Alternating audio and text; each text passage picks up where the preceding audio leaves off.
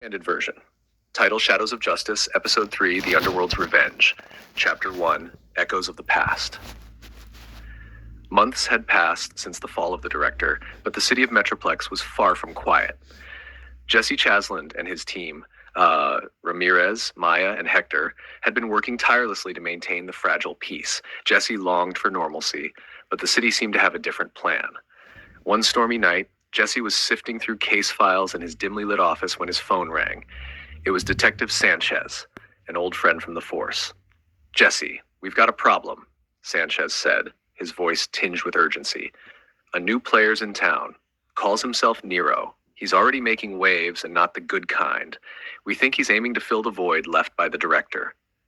Jesse's mind raced. Nero, a name that invoked fear and destruction. If Sanchez was right, Metroplex was on the brink of another upheaval. Jesse agreed to meet Sanchez the next morning to gather more intel and strategize.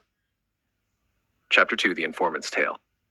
At dawn, Jesse, Ramirez, and Maya met Sanchez at a secure location. The detective laid out the intel on Nero, a ruthless operator with a penchant for chaos, backed by a network of loyal enforcers. Nero had already orchestrated several high-profile heists and was rumored to be planning something big, something that could plunge Metroplex into further chaos. Hector joined them, bringing his streetwise expertise.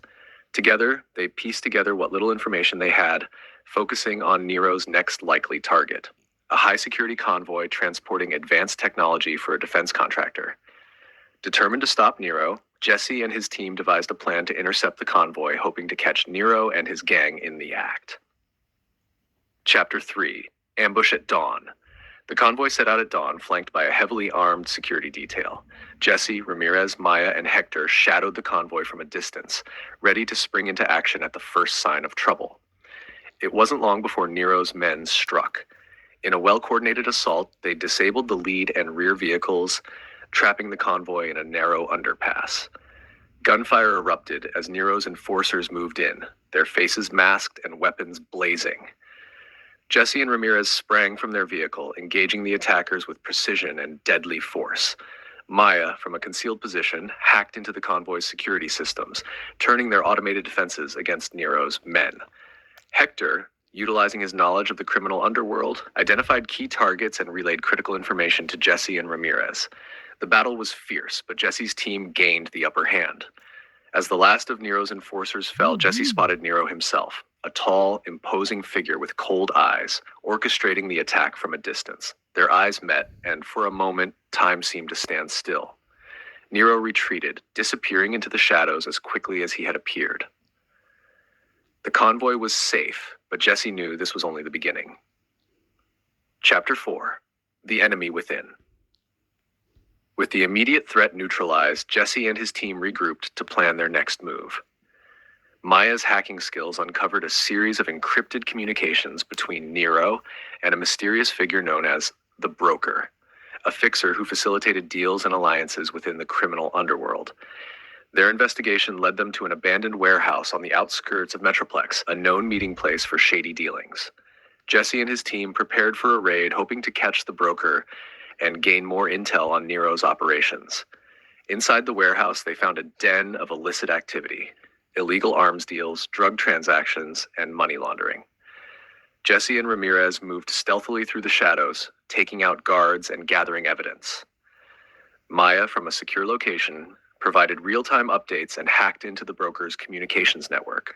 Suddenly, a figure emerged from the darkness: the Broker himself, flanked by heavily armed guards.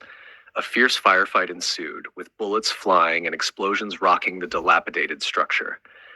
Jesse and Ramirez fought their way through, eventually cornering the Broker. Under intense interrogation, the Broker revealed Nero's ultimate plan: a coordinated series of attacks on critical infrastructure across Metroplex, designed to sow chaos and consolidate his power. Chapter 5, The Final Countdown. Armed with this new information, Jesse and his team faced a race against time to thwart Nero's plan. They identified several key targets: the city's power grid, a major financial institution, and a central police precinct. Each attack was timed to occur simultaneously, maximizing the chaos and overwhelming the city's response capabilities. Jesse divided his team to cover the different locations. Ramirez, with his military precision, took the power grid. Maya, using her technological prowess, focused on the financial institution's cybersecurity. Jesse, with Hector at his side, moved to protect the police precinct. As the clock ticked down, tension mounted.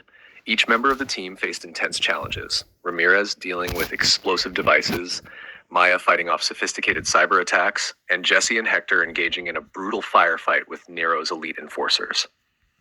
Chapter 6: Showdown with Nero.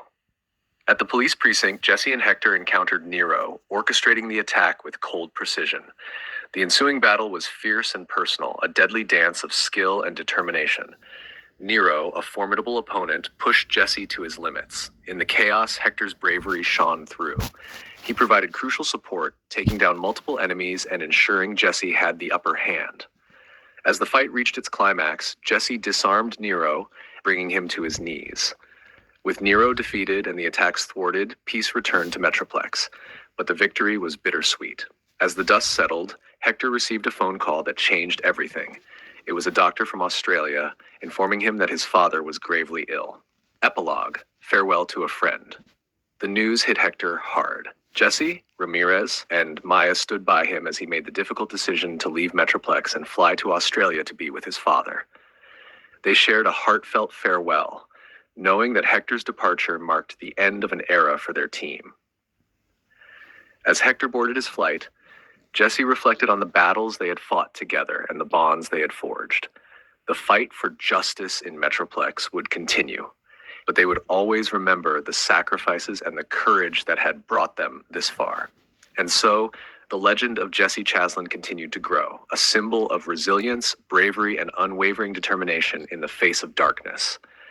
As the shadows of Metroplex ebbed and flowed, one thing remained certain: heroes like Jesse and his team would always rise to meet the challenge, no matter the cost.